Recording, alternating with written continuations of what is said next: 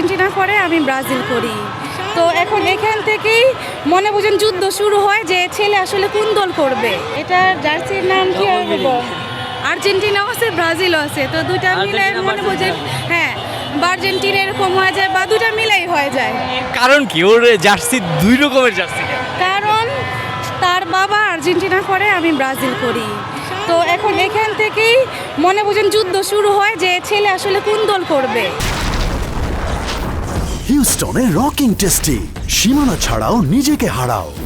যেহেতু ও ছোট বলতে পারছে না, তো মনে বোঝেন এটার জন্য সে মানে দুজনের মন রক্ষা করছে, বাবারও মারও। সে বর্তমান দুজনের আগামী ফিফাতে আমরা জানতে পারবো যে সে আসলে কোন দল করতে ইচ্ছুক। আর মোটেও না আর্জেন্টিনা করবে না, অবশ্যই ব্রাজিলই করবে।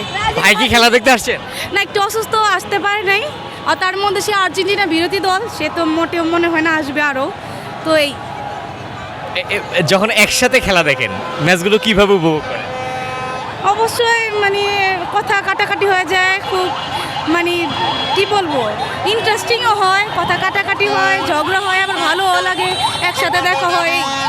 আপনি কত সাল থেকে ব্রাজিল সমর্থক? অবশ্যই এটা আমার বাবাকে দেখে আমার ব্রাজিল। এখানে হোক, এখানে হোক, এটা আমার বাবা। হ্যাঁ, বাবাকে দেখে আমার ছোটবেলা থেকে খুব ইচ্ছা জাগলো যে আমি ব্রাজিল করব, নেইমার করব। বাবা তো ছোটবেলা থেকে করে, তাকে দেখে আর কি আমার ছোটবেলা থেকে ব্রাজিল করা। মনে বোঝেন যে আমি এখনো ব্রাজিল করি। নাতির তো অর্ধেকটা আর্জেন্টিনা নিয়ে গেল। ঠিক আছে, আমরা পুরান আছি, আমরা ধরে রাখবো ইনশাল্লাহ। Neymar Brazil. তার তো অর্ধেকটা আর্জেন্টিনা, সে যদি আর্জেন্টিনা সমর্থন করে হয়তো আমরা যেহেতু আছি, ওর মা ওর নানা যেখানে আছে অবশ্যই ওইখানে এই নাতি সাথ দিবে ইনশাল্লাহ। আপু কি প্রত্যাশা করছেন আজকের ম্যাচ? খুবই এক্সাইটেড, মোটেও না, খুবই এক্সাইটেড। 3 পিসও দিতে পারি আমরা, দেখা যাক যদি আমাদের বস এবার মাঠে নামবে। ঠিক আছে, থ্যাংক ইউ।